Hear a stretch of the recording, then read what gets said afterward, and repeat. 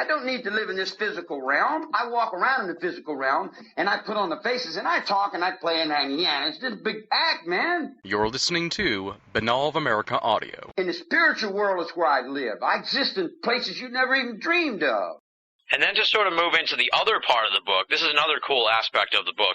It's like a dual book in a way. It's paranormal, and then it's also sort of a true crime book, because there's a lot of crime that went on here in the Freetown State Forest that is abnormal crime. It's not your run-of-the-mill crime you expect to know about or hear about. And I guess we'll sort of jump in at what may be the onus for a lot of this crime activity.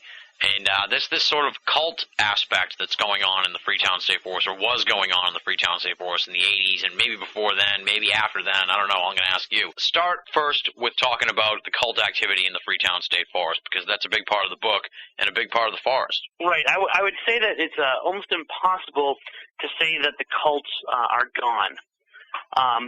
Specifically, the negative cults or the satanic cults have entirely left the forest. I don't think that that's true. I think you still have very low-level, non-criminal elements that worship Satan and are in the forest. And first off, I should say that there's nothing inherently illegal or criminal about worshiping Satan. And that it's a First Amendment right, and more power to you if that's what you believe. I'm glad people at least believe something sometimes. Yeah, hey, that's cool. We have no problem with that. Go ahead. But there was a lot of bad things that happened in the forest in the name of Satan. And that's the kind of stuff that I really try to focus on in the book. And so there are these cults, and the cults go back, probably predate, and I hate to even mention the name because now it seems like I'm attaching the two, but predates the Church of Satan and Anton LaVey's and his activities. Mm-hmm. It's kind of always been there. Alan Alves, who was one of the investigators in Freetown, one of the detectives in Freetown, said he was documenting this stuff in the early 70s when he first started on the force, and he would still see them as already an established religion within the force. It's not like they were newcomers there. Everyone on the force knew about them, that they were in the forest doing this stuff. So at least the low-level people have been there, for the past 30 years, if not longer. The more organized cults seem to have moved in somewhere in the mid-70s, and they're long gone now, specifically probably after 1988, and which I've now dubbed the Year of Satan, because I've just started documenting all of this criminal satanic activity that happened in the year 1988. It's one of those things where if you see the cult, then you're not really seeing the cult. A lot of the activity kind of came to a head in the late 80s, and then they're kind of into the early 90s. But it's been there for such a long time that no one can really tell when it started. Yeah. Extrapolate a little bit on what you said just now, where if you can see the cult, you're not actually seeing the cult. Talk a little bit about what you mean by that. Sure. If you believe, and I guess you should talk a little bit about Alan Alves, who should have been just a small-town police officer. He shouldn't have had much to do with his day. He should have gone home and kissed his wife at 5 o'clock when his shift was over. And here was a man who not only investigated almost 20 homicides in his time on the force, which is unheard of for a town this small, but he also, because of the nature of many of these crimes, had to become an expert on occult crimes. So in other words, this guy was going out there as a small little rural town, really kind of Opie kind of thing going on, and he is becoming an expert on witchcraft and the paranormal and satanic activity across the United States and demonology and all these things that had nothing to do with law enforcement and everything to do with this weird tide of occult happenings that were happening in the United States.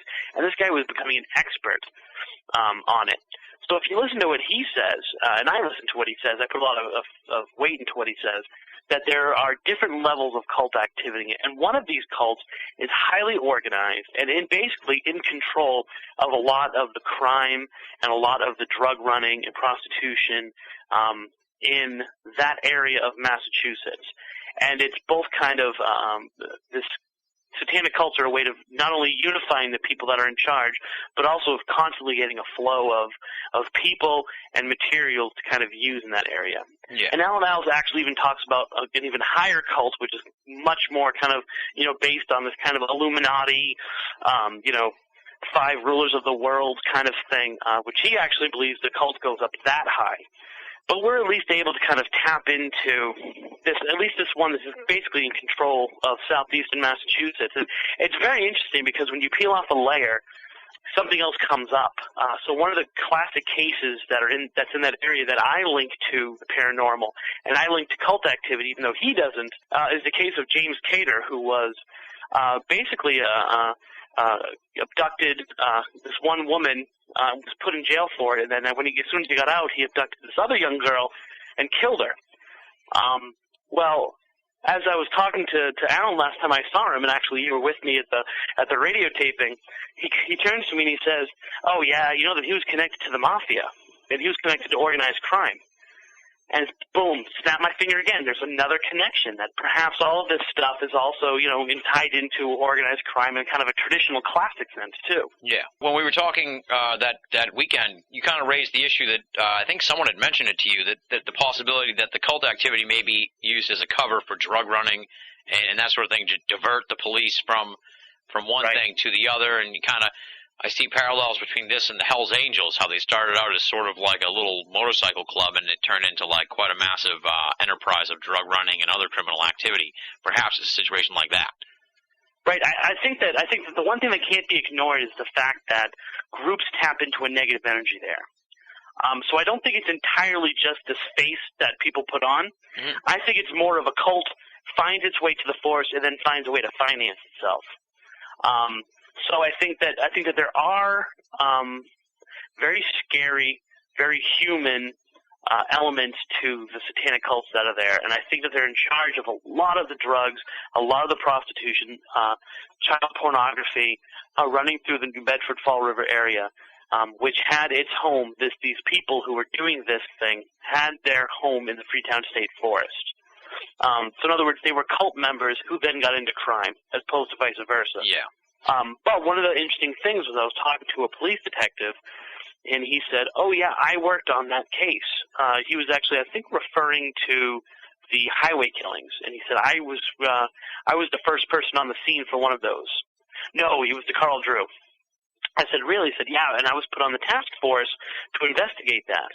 And I was like, "Well, what happened?" "Oh, well, we didn't find anything." He said, "But I really, we were really kind of working on this other stuff, and I was part of the drug task force that Alan Niles had formed, and I got taken off of that and put on this." He's like, "Oh, yeah, all the time we were taken off of these things and put on these serial killer cases and these weird cult cases," and I started to think, hey, wait a minute. If I was going to run a drug enterprise, or if I was going to run a prostitution enterprise, and I'm not talking a local pimp down the street, I'm talking, millions of dollars running in and out of that area of the world, an area of the state, that seems like a great way to keep the cops occupied. Create a phantom for them to follow. Create a ghost for them to try to investigate so that you can kind of sneak under and do your dirty deeds under the cover of night. And I think there's an element to that in Freetown, but I think that it's also a crime of opportunity in terms of all that stuff was going to happen anyway. They were just using it. Yeah, and when you talk about like cult activity for someone like me, who's a pretty docile creature, what exactly would you describe as like cult activity? I'm trying to I would like to be maybe a random witness to this, but in a safe way. Like, if I'd like to see a video of it, I wouldn't want to be there. Right.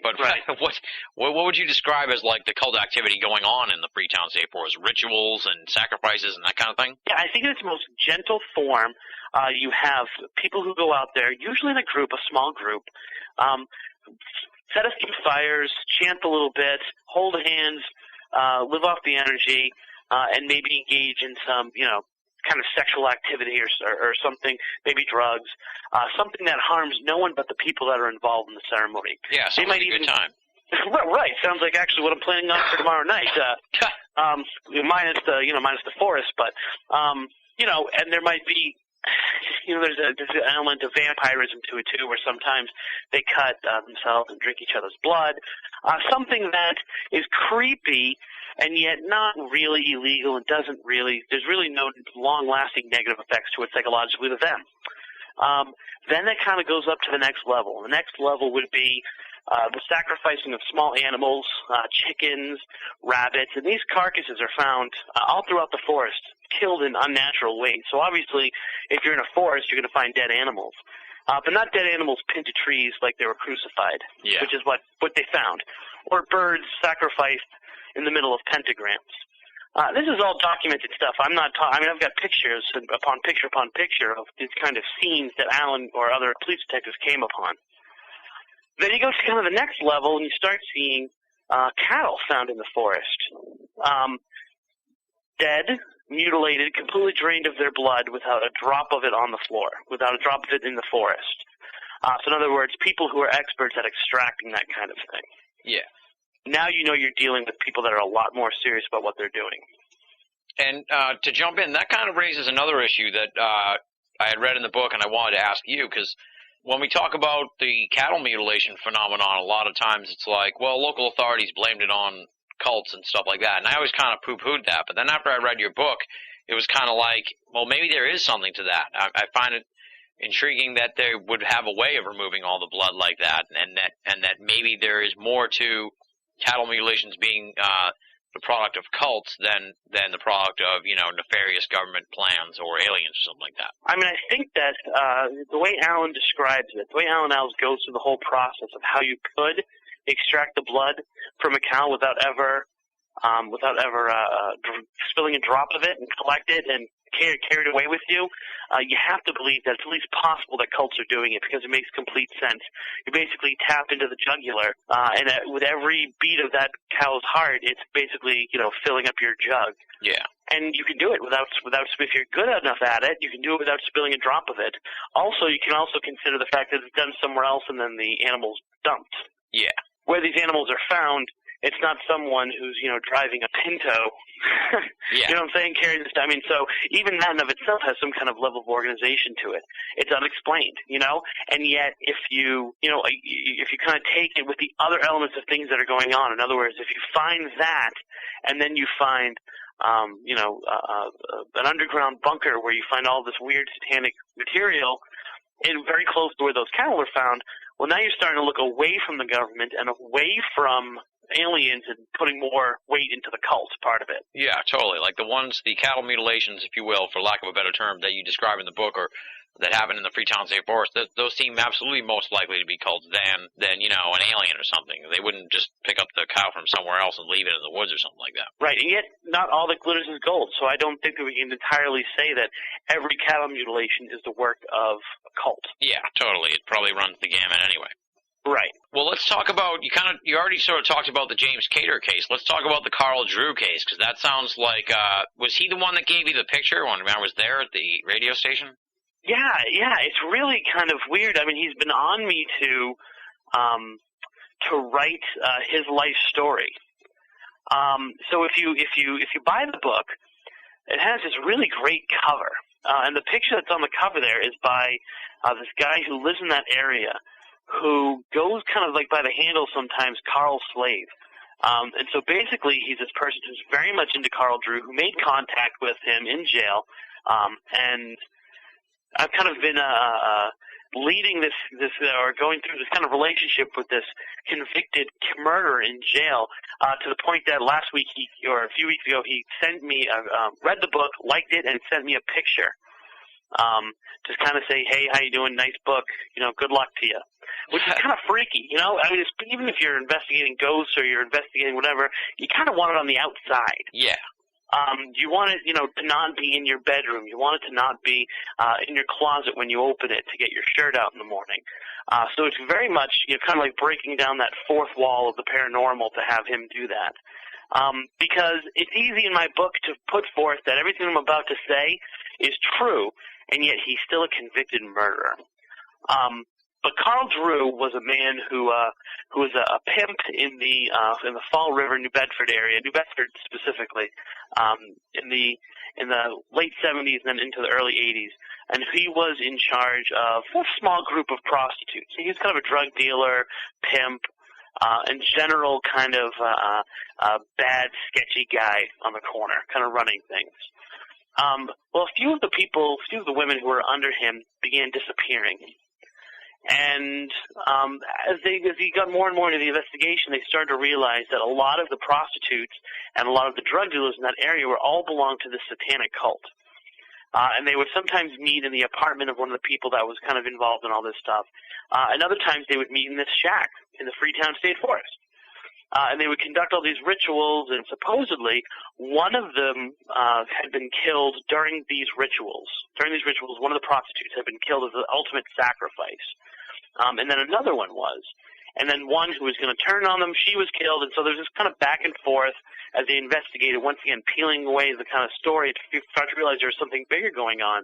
And Carl Drew, basically everyone turned against him. They received a lot of pressure from the police and a lot of pressure from the district attorney, who were, basically using everything under the book to get this guy convicted, because he looked very much and acted very much like a Charles Manson head of a cult type. Yeah. He was a great fall guy and a great lean on if you were looking to convict someone of it. And so they convicted him mainly on the testimony of hookers and druggies and these people who are just kind of lowlifes. Whereas now most people feel that he actually was not the head of the cult, but it was one of the people who testified against him, who was this 17-year-old, charismatic, bisexual woman who used kind of sex and drugs and Satan to control these group of people, to the point that she was even manipulating the police and the district attorney into kind of allowing all this stuff to happen. And her name is Robin Murphy. And she is now going on for almost 4 years out of jail, because she copped the plea and got less time. So he's in jail still serving out his term for the murder, and she's just recently released. And a lot of people in that area feel like, of course, every criminal says they didn't do it, and that they're innocent, and that they were caught up in the whirlwind, and everyone's out to get them. And but there are a lot of people in law enforcement in that area, a lot of people who even were involved in the case in terms of, like, they believed it at the time, who now think that Carl Drew didn't do it. And he's in a jail cell, and he's kind of serving his time, and he's trying to talk to anyone who will listen. And Robin Murphy's out there, and she's basically free to roam. So since you're not shy about pointing the finger at her, have you heard anything from her, or have you gotten any response from associates of her or her camp? I haven't heard. I'm expecting that shoe to eventually drop. And I guess the best thing I can say about it is if trouble starts to happen, it means that someone's reading my book and buying it, so that's good.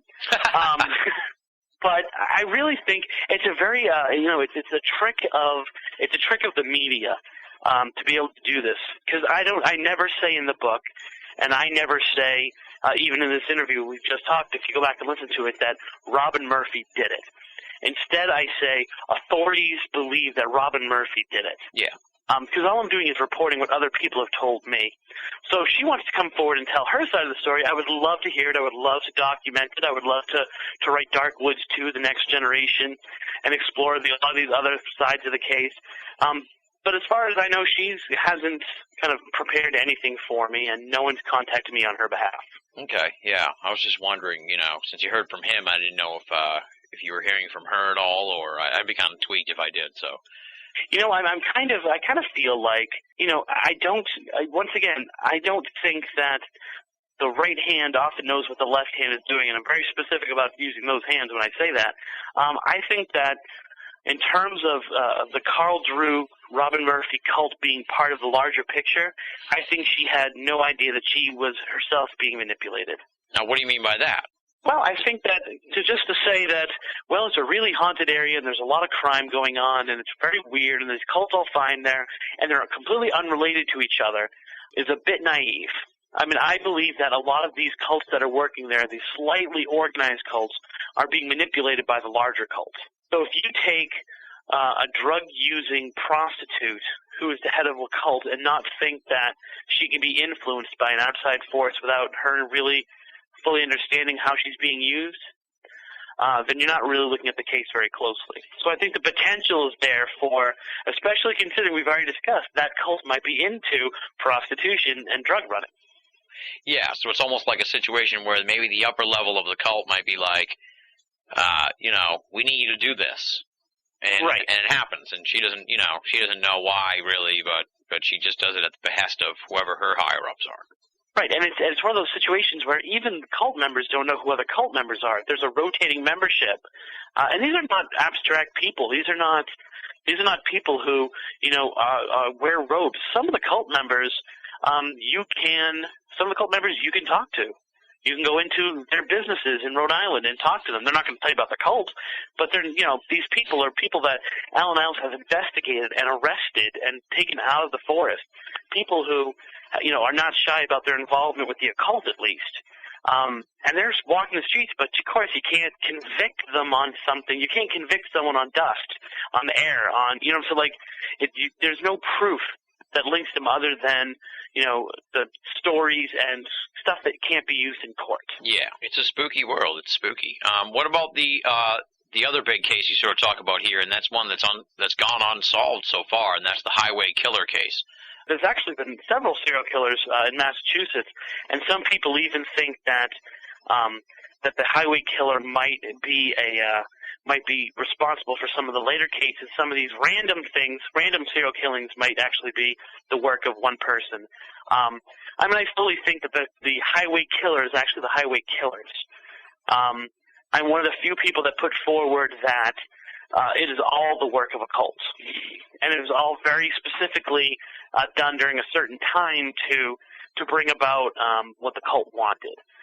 We've already kind of talked about 1988 as being this very crucial year for some reason for satanic activity in Massachusetts and then all throughout the country.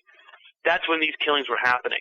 So we're talking at least 17 bodies found of prostitutes or drug users, female drug users, all throughout Bristol County and then a little bit into, I believe, Plymouth County and then into Rhode Island even. And that's just the body count of people that they know. Mm-hmm. Because Freetown is a great place to drop a body and have it never be found. So most law enforcement that work in the area believe that there are bodies that will just never be found that are in the forest. Wow. At least 17 bodies and 2 district attorneys actually as well have all died at the hands of the serial killer in Massachusetts who, if not for the body count, really is kind of a boring serial killer. There's not that kind of attraction to it. He's a straightforward, strangle kind of serial killer. But these bodies started turning up all throughout the early parts and later parts of 1988. And they had kind of some prime suspects, and the case was handled really poorly by the district attorney at the time, who kind of zeroed in on one person because he had a personal grudge against him. And allowed kind of a lot of the other evidence, especially what Alan Iles was saying, kind of allowed that to fall by the wayside and kind of pushed him off the case because he was so focused on these 1 or 2 people for personal things.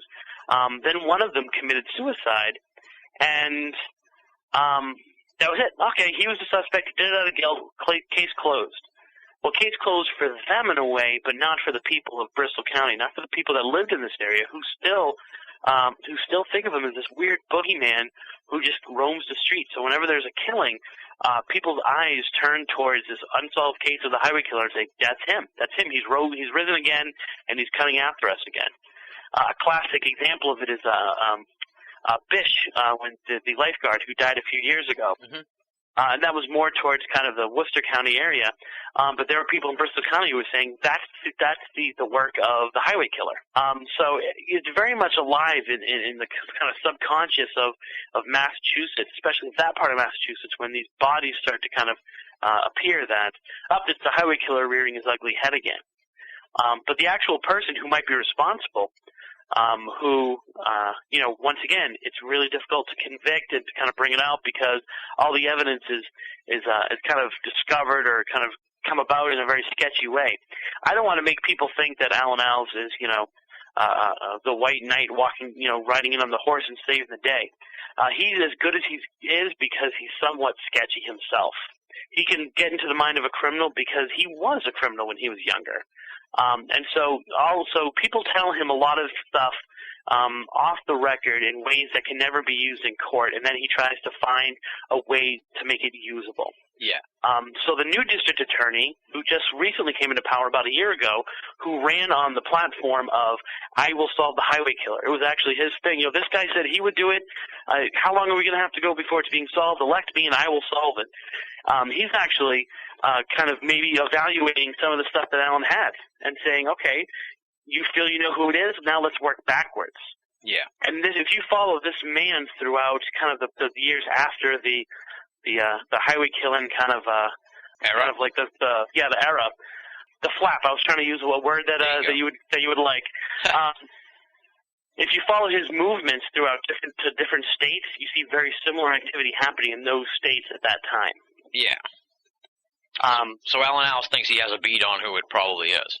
Yeah. Yep. And he has law enforcement in other states that have contacted him saying, "Hey, we hear you're this weird, you're this expert in occults. Here's our crimes. Blah blah blah blah. Here are our suspects." He's like, "Oh, really? That guy's a suspect, huh? Huh. All right. Well, he used to live in Massachusetts, and so I mean, it's one of those things where it's really difficult whether it ever will, but that's his kind of Moby Dick. That's his kind of journey, is to, now that he's retired, to devote time to catching the killer who got away. Yeah. Interesting. And do you think that they ever will get to the bottom of it, or do you think it's sort of situation where, I don't know who this mystery suspect is, so maybe they'll pass away in 5 or 10 years, and then it'll all come out in the wash then or something? I think that this crime, especially crime that's attached to a cult, is such a delicate house of cards when you're trying to explain it and when you're trying to discover it, that there are so many things that can go wrong. For example, if you're James Cater and you killed under the guise of being part of a cult, why haven't you said anything in 20 years about it? Yeah. Why hasn't the leader of the cult put a bullet through your brain so you don't say anything? I think that there's someone in jail in the next 5 years who will mysteriously die, or will die from a suicide, or will be, will get killed somehow, and it will be passed off, and it will be the highway killer, and there'll be someone inside doing the work of the cult to kind of get him out of the way. And so, therefore, the case will never be solved. Interesting. Would Alan come out and say who it was if the guy dies? I'm not sure. You would have to ask him that. Yeah, I didn't know if that was something. I wouldn't do it. Because they kind of did that. The guy who wrote this is off the beaten path here, but the guy who wrote the Zodiac book, when his prime suspect for the Zodiac killing died, that's when he wrote the book and said who he thought it was. So I didn't know if that was that sort of thing. Right. I think that. I'm sure I'm sure there's legal hurdles to that kind of thing anyway. Yeah, I think that the rejuvenated kind of interest in the case, first by the new district attorney, and second by the huge media blitz that is Dark Woods, maybe will bring some of these questions back up, and some people will come forward with evidence that might link it, and therefore we can kind of put a fast track on finding this guy, or at least convicting this guy, because we know who it is. Hopefully we won't have to wait until the guy dies. But I feel that Alan, will probably say it if the guy were to pass away, yes.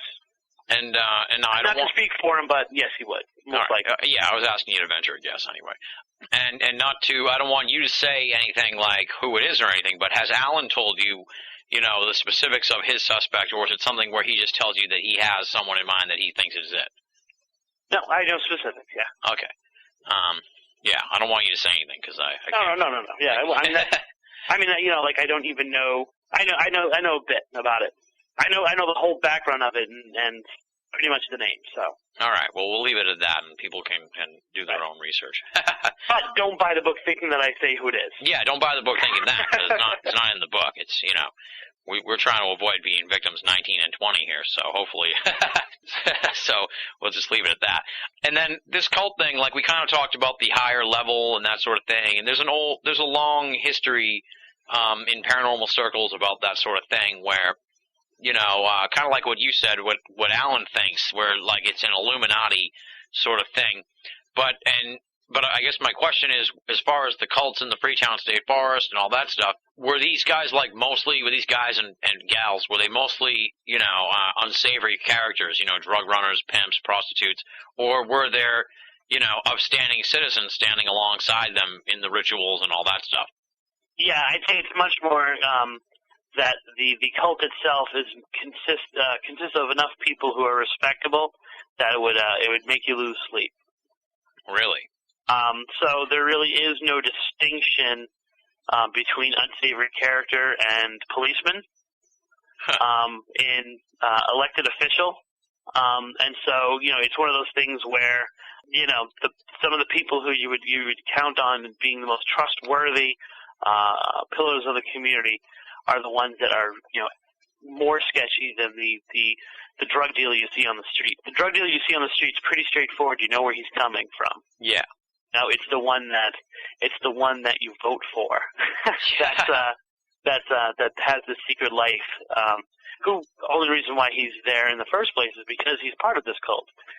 That's the person who you have to watch out for, and that's the frightening one. Now, what do you mean he's only there in the first place because he's part of the cult? Because he has the connections to get elected, or because he's harnessed some kind of dark power to get elected? And I kind of think this is where Alan and I split. I think that dark power can be used, and he feels it can't. But it's much more just because of the influence of the cult in the community itself. Yeah. So, but I also feel there's an aspect of gaining some kind of power through ritual and tapping somehow into something darker. Yeah. So this thing's got quite a lot of tentacles in this area. It's not just on first glance, like you said, when you see the cult, you're not really seeing the cult. On first glance, you think it's just lowlifes and weirdos and stuff like that and hippies. But really, it sounds like this thing runs the gamut of characters. Well, you have to keep in mind that we're talking about the Freetown State Forest in a certain period of time. But if you really kind of look at the history of Massachusetts, at the same time that this stuff was going on, you had, the classic cases of sexual abuse in Malden and some of the areas closer to Boston that were having this kind of satanic twist to it.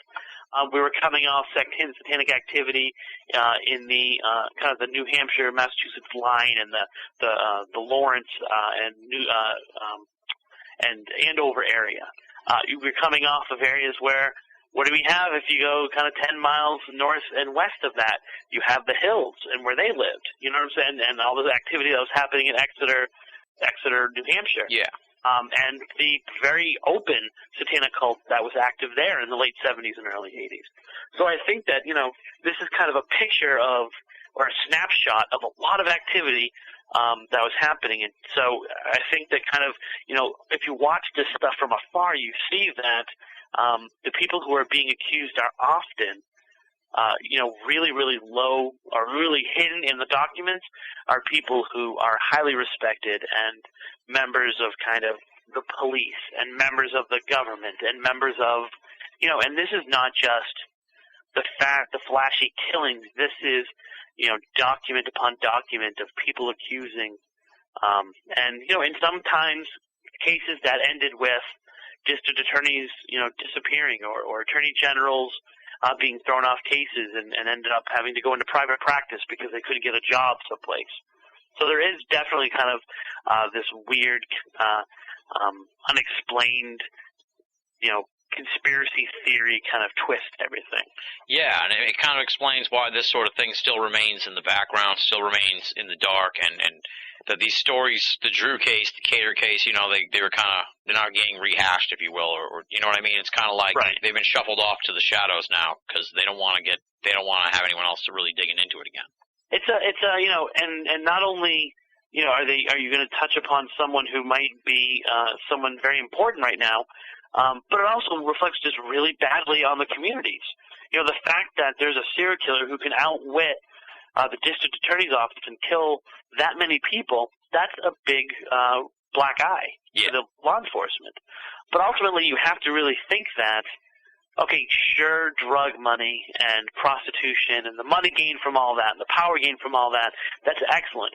But they could be doing this in a lot of different ways, but they choose this Satanism to kind of bathe themselves in doing this.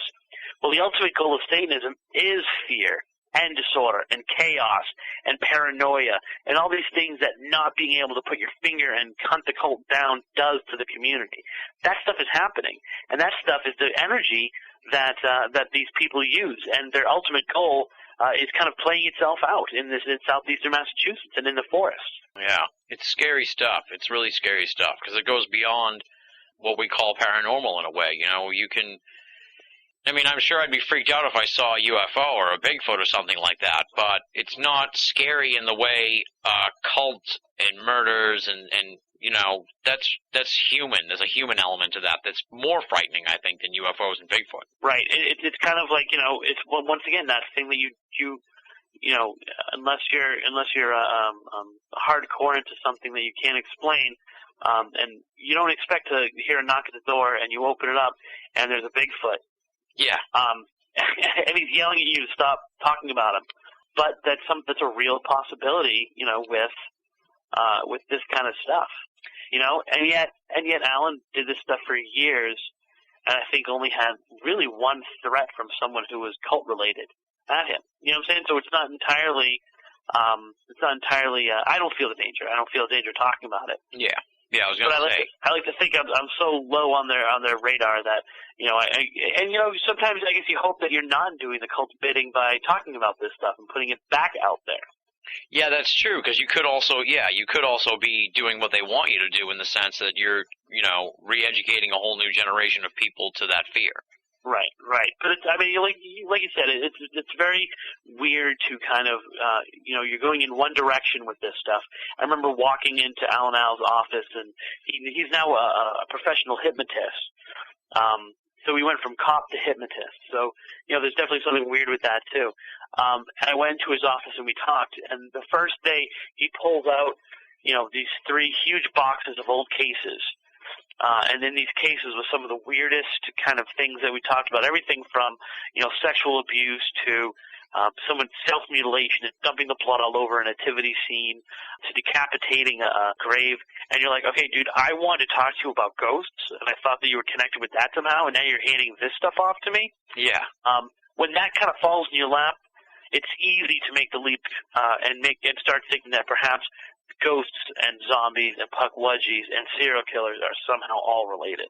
Yeah, and you bring and that's a good segue to my next point here in the notes, and that's just this weird connection here between crime and paranormal activity and that energy that's going on there in Freetown and the Freetown State Forest. What do you make of that? How do you wrap your mind around that? It's a chicken and an egg situation. Are they drawn there from the energy, or does the energy draw them there? Does that rise in paranormal activity give rise to crime, or is the crime an effect of the paranormal activity? I mean, these are these are rhetorical questions I'm sort of just throwing at you. Right, and it's one of those things that ultimately you have to just sit back, observe it, and say it comes from the same emotional or same energy core. Yeah. Rather than trying to chase your own tail like a cat, you have to kind of admit that will never be solved. I'll never be able to. One of the classic questions I'm always asked when I talk about this is, well, where did it start? Yeah. What was the first thing? What is the reason for all this? And which is another thing that makes Freetown so interesting, is that it does touch upon there was tragedy there. So if you're a tragedy buff, you can latch onto that and investigate, and you kind of have a reason. If you're an energy person there, I mean, you definitely have, geology that kind of taps into it, granite and water sources and potentially ley lines. And, you can kind of attach yourself to that and attach your cart to that horse and go away with it. So it's really one of those things where I've stopped kind of exploring the why, and I kind of am just kind of holding everything up to the light. And I'm hoping that in holding it up to the light, we might not be able to come to any answers, but we can start to kind of see this connection and understand it and maybe apply it to other places. Yeah. And you can start to see, I feel like just in doing this kind of stuff, I can go just over the border to a town that used to be a Freetown, part of Freetown, and you can start to say reevaluate Lizzie Borden and the case there and say, okay, well, maybe Lizzie did do it, and she was under the same kind of negative influence because that house itself has had several tragedies attached to it. So it allows you to kind of investigate the paranormal or investigate, some aspect of cryptozoology with a different and hopefully stronger perspective on a relationship scale. The other big picture thing I kind of want to talk to you about outside of Dark Woods is just your experience here in the Massachusetts paranormal scene, because you've been in the field for quite a while now, so you've seen the ups and downs and the explosion, really, of paranormal, of the paranormal scene. Especially, I feel like it may be more in Massachusetts than in other parts of the country. It's big all over the place. Don't get me wrong; it's huge in most states, but I feel like with the Gothic background and the Salem thing and a lot of the the history here in Massachusetts, because we're part of like the oldest part of the country, probably have a little more history and thus maybe more of an interest in the paranormal scene. But you know, I've always been sort of interested in the national scope of the whole thing. I haven't really taken a look at the regional picture of it, but I know that you've been a part of the Massachusetts paranormal scene for well over a decade. I guess just talk about your experience in the scene with the people and stuff like that, and how you've seen the evolution of the field over the time that you've been a part of it. Well, I think I'm in a unique position because I've been alternating local book with national book. So I've been able to kind of not only cultivate some very strong relationships with people in the Massachusetts paranormal community, but also to kind of look at Massachusetts' place in the country. Yeah. And you start to see paranormal themes develop in different parts of the country. Mm-hmm. And everyone kind of attach, maybe link their history with why there are ghosts. So, for example, it's very, very popular in the South to associate ghostly activity with demonic activity. If you have a ghost, it's a demon. And in the Midwest, it's very much attached to, I should say, the like Pacific Northwest.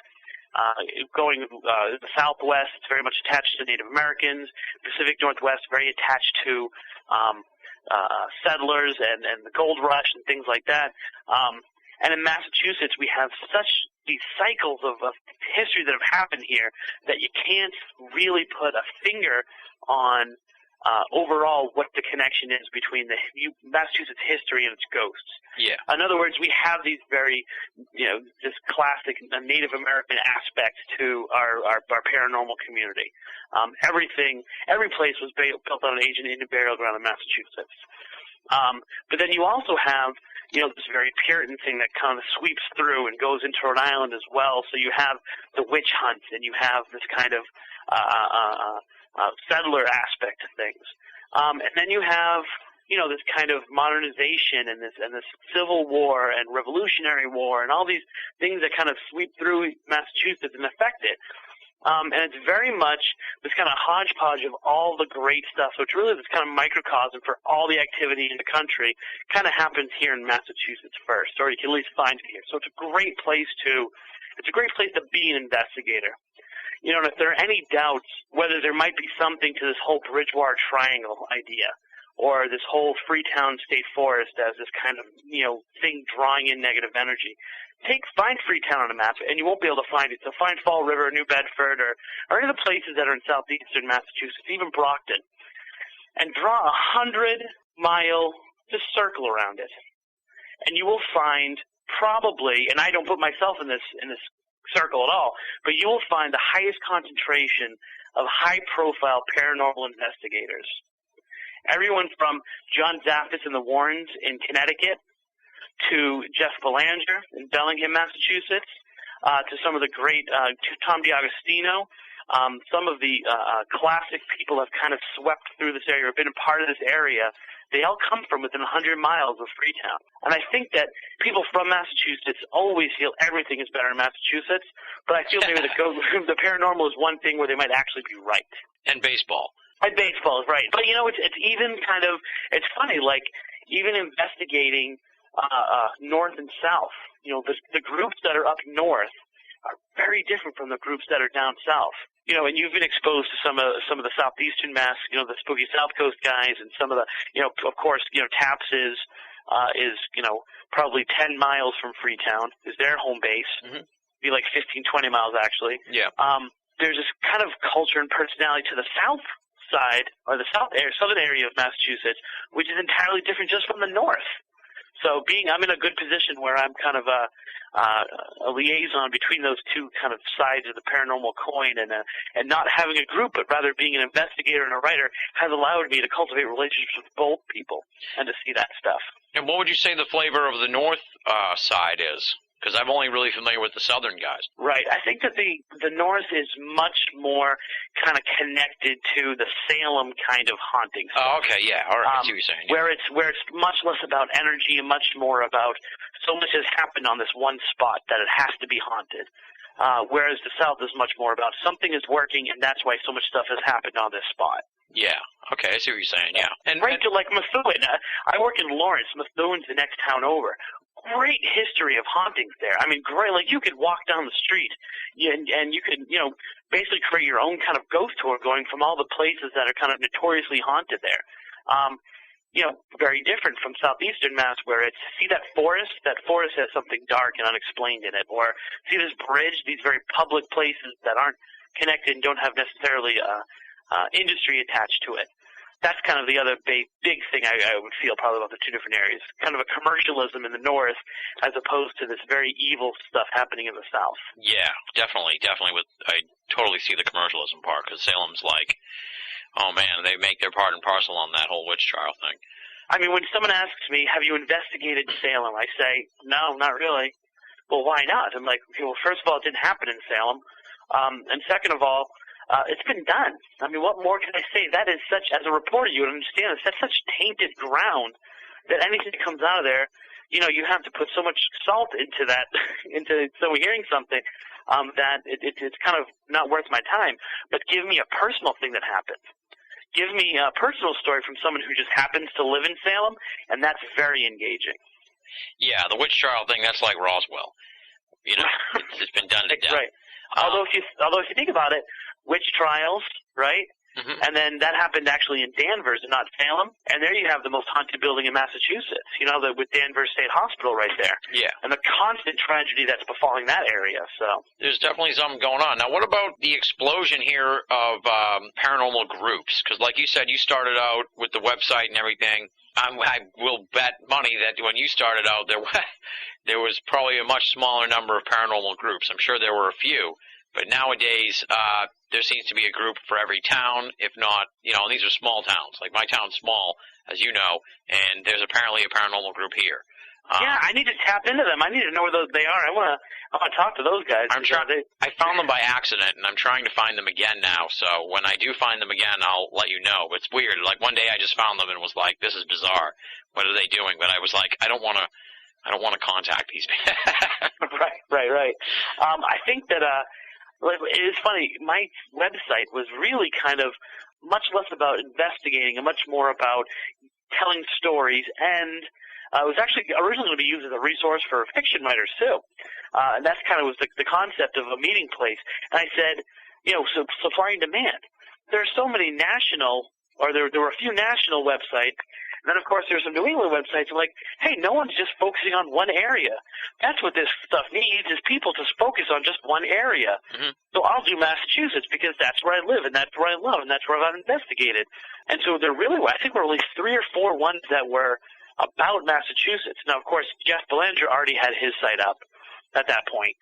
But he's just located in Massachusetts. He has a national and not international focus. Yeah. And Obi-Wan's site was up. And once again, she's in Massachusetts, but not a Massachusetts focus. So there was only 1 or 2 or 3 Massachusetts things, and now it's really exploded. So it's really, I get so many emails from people who want to join my group, or who want me to kind of act as a mentor to their group. And it's kind of, on one hand, it's very, like, oh, would you really know this? But on the other hand, they're doing a lot of very interesting things that I don't think would be explored if we didn't have kind of this saturation.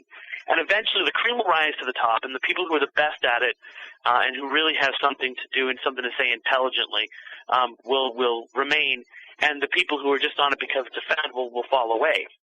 So we'll be left with kind of the best of both worlds. Yeah, so you don't find it as daunting that there's so many groups and that kind of thing.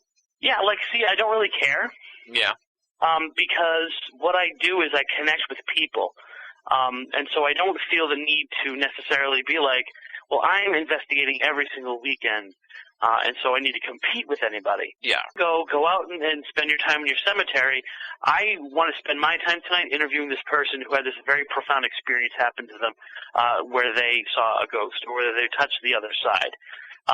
Not that I don't like going out to that cemetery and investigating, but it's kind of like the other thing is more, because it has a soul to it, is much more attractive to me.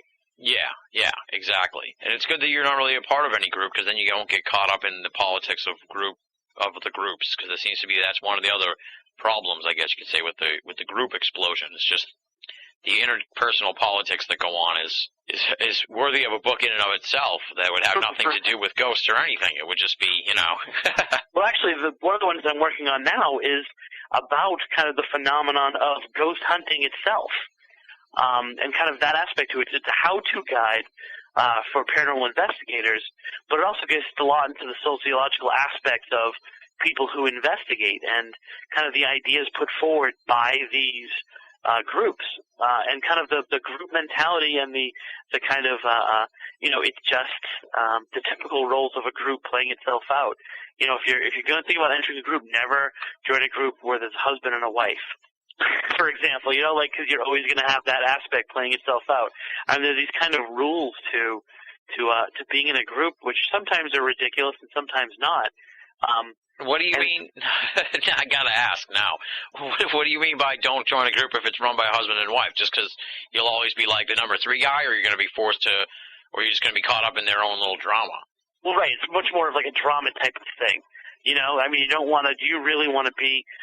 Do you really want to be in the middle of a fight between the two of them? Yes. And they're talking about whether it's a residual haunting or whether it's an intelligent haunting, and what they're really saying is you didn't do the dishes last night. Yeah. You know what I'm saying? Like, it's just impossible to, whatever weight they bring from their marriage, they're now bringing into that investigation. And for me personally, I'm like, that has nothing to do with ghosts. It's completely amazing in and of itself, the whole ghost group phenomenon. Mm-hmm. But I think that it's just something that makes me very uncomfortable. Yeah. Because you feel like you have to walk on eggshells. You feel that it's just, it's just an argument playing itself out on a paranormal field, and it really has nothing to do with investigating. Yeah, yeah. Well, one of the exciting things about Dark Woods is that you kind of make the transition here from someone who had an online presence and was an investigator and did a lot of writing and was featured in a lot of good publications and stuff, to having your own book and stuff like that. So I guess just talk about the experience of writing your first book and sort of going from, just an investigator to an author now.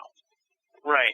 And I would actually probably say it's the, a reverse of that, because I always considered, and still do consider myself an author first.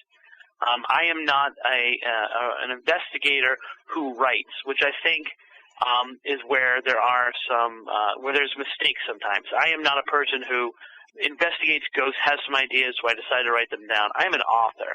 I'm a trained author. I went to school for it. It was my life's passion since I was a little kid. I love to write. Mm-hmm. And this is where kind of life has chosen. I never would have assumed that I'd be writing ghosts about books. I thought I would be writing a classic American novel. But my two passions converged, much like a crossroad, if you will. And this is kind of where it's been.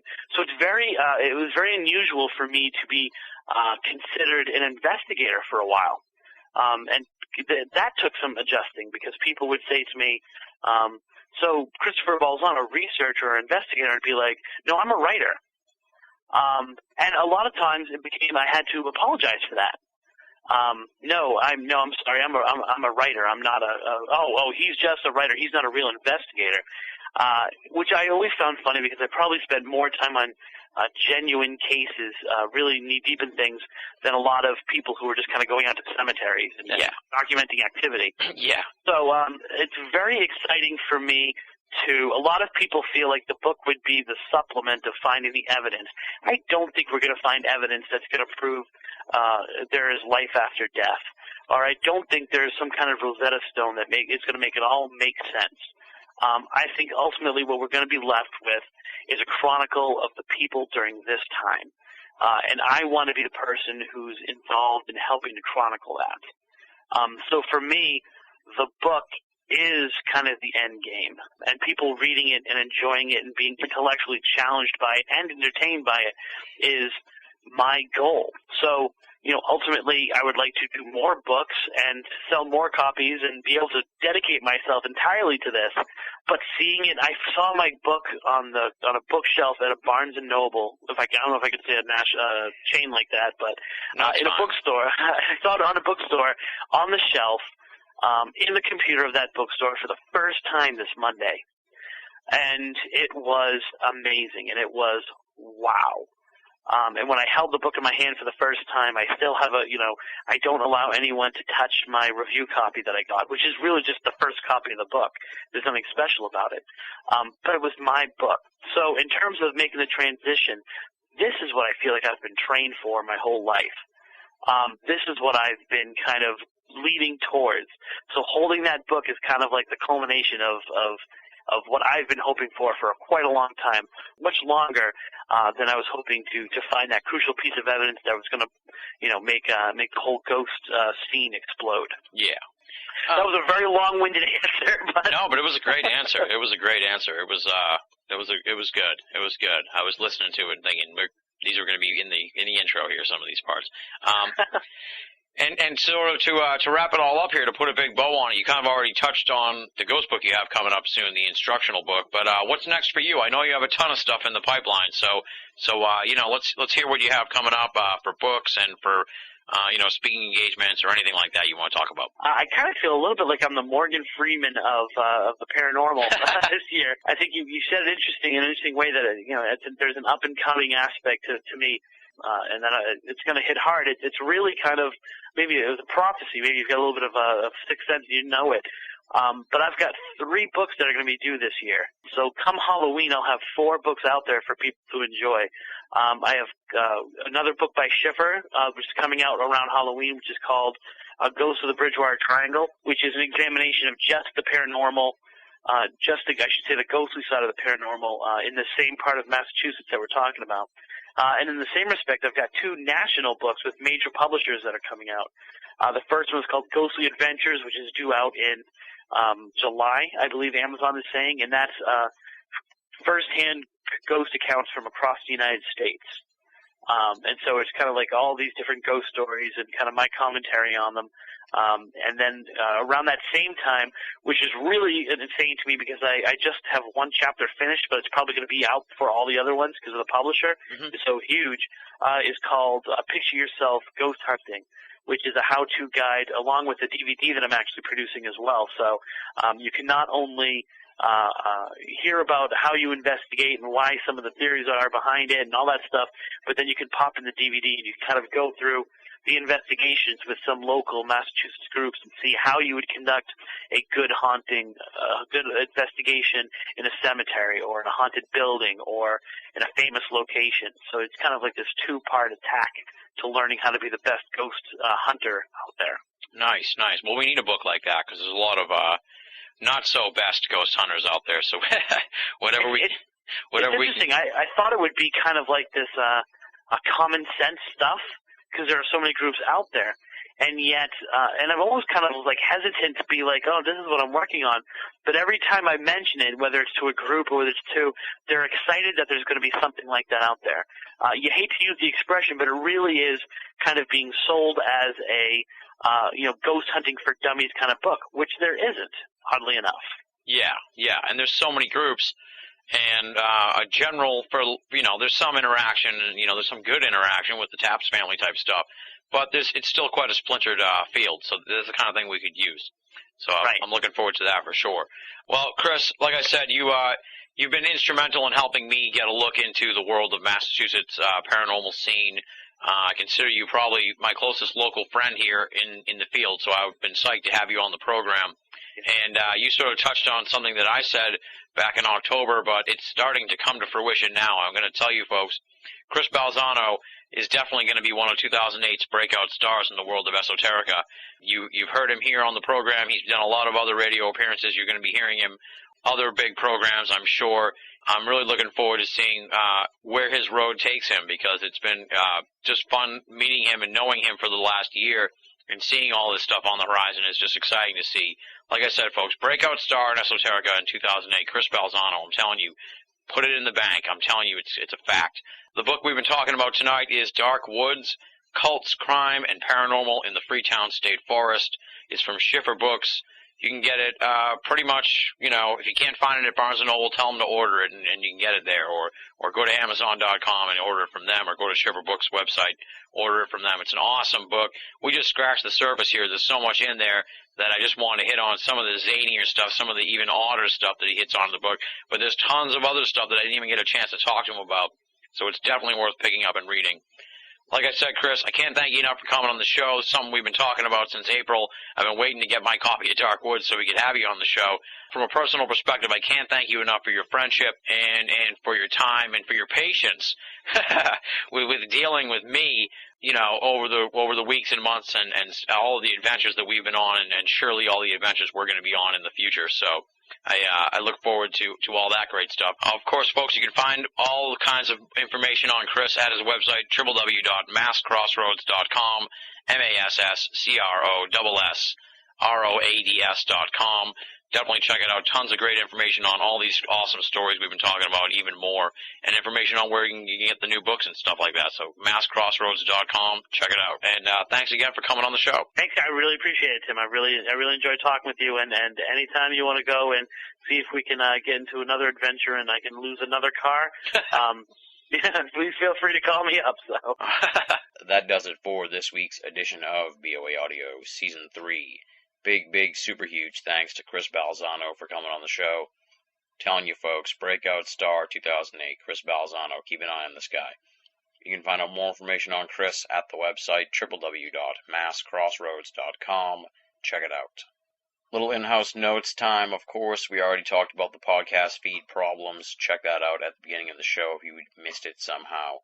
We're getting a new podcast feed, in-house podcast feed, very reliable. We'll make sure it does not go down again. So stay tuned for more information on that.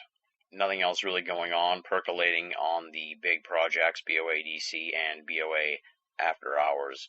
Hopefully we'll have more information on those items next week as we kick off March.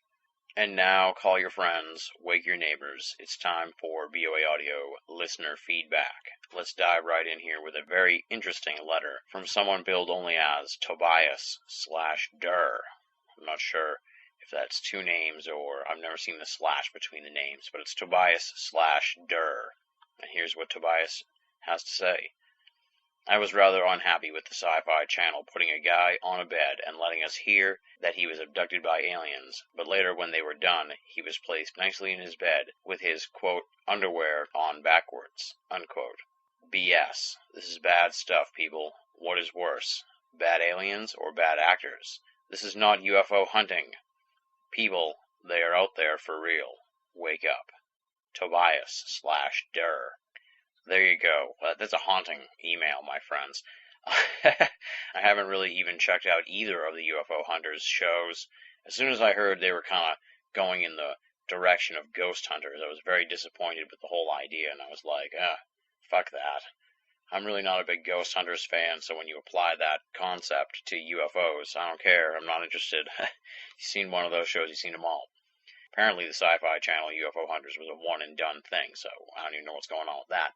But I have been reading some of the stuff on UFO Hunters on History Channel. Looks pretty good, and I did check out like 5 minutes of it. Thank you so much for writing in, Tobias. Thank you for your interesting perspective on the UFO Hunters story. If you want to be a part of BOA Audio listener feedback, here's how you do it. Either write to boaaudio@hotmail.com or go to binnallamerica.com and click Contact. Either one of those methods takes your correspondence beyond the velvet rope and into BOA Audio listener feedback. Now, of course, you know the time of the program. It is the thanks portion of the show. Soon you're going to be hearing from these people. Soon you're going to be hearing from the fantastic BOA staff on BOA Audio After Hours. But for now, let me just give them a thanks here at the end of the program. They are, of course, Leslie, Chiron, Arlie, Jovi, Tina Senna, and Rochelle Hawks, the outstanding, top-notch, world-class BOA staff. If you're only listening to BOA Audio and you're not reading the columns at binnallamerica.com, you're only getting half the story. Stop by BOA and find out why so many are making Binnall of America part of their everyday search for esoteric news and opinion. Speaking of which, of course, Binnall of America, we are growing week in, week out. We are growing month after month. So many people discovering the website, downloading stuff, and of course, so many new episodes of the program. This sort of thing costs money, believe it or not. It's just not, we don't have a magical tree of esoterica here where we can just pluck things. It costs money for the phone calls, it costs money for the hosting of the show, it costs money for a plethora of little things that you'd be surprised by. But in general, it costs money. And we don't charge We don't have ads on the show. We don't do anything really to generate money except for the store. And, of course, our calls here at the end of the program for donations. If you can help support the audio series and the website, please make a donation at binnallofamerica.com. Click the PayPal button. No donation is too small, and all donations go towards keeping BOA and BOA Audio up and running and freely available for all of our great listeners the world over. Next week on the program, we're going to hold off just a bit here and not announce anyone just yet. The facts of the matter are simple, my friends. I have a couple of interviews already in the can, but they're kind of along the lines of stuff we've already done here in February, and I wanted to get someone in with a little bit of a different perspective on things. I want to do something a little bit different from what we already presented here in February before we sort of revisit some of the themes of February later on in March. So I got on the horn with a big player in one of the major fields in esoterica, and he was down for a BOA Audio return. So he is penciled in here for next week to tape, and once I tape the interview, we'll post the preview on the website so folks can find out who it's going to be. It's within the realm of ufology. I'll even tease that out a little more. In the event that the interview doesn't go off as planned, we already have something in the can, so we'll definitely have an episode next week, no matter what. Rain or shine, sleet or snow, there will be an episode. And on that mysterious and confusing note, we're going to bid you adieu here this week. Thank you so much for listening, folks. It's been a little bit rocky here in the middle of February. I apologize for that. Stay tuned. More great episodes coming up around the bend. More great, exciting stuff coming up from BOA. Until you hear from me next week, thanks again for listening, folks. This is Tim Binnall, signing off.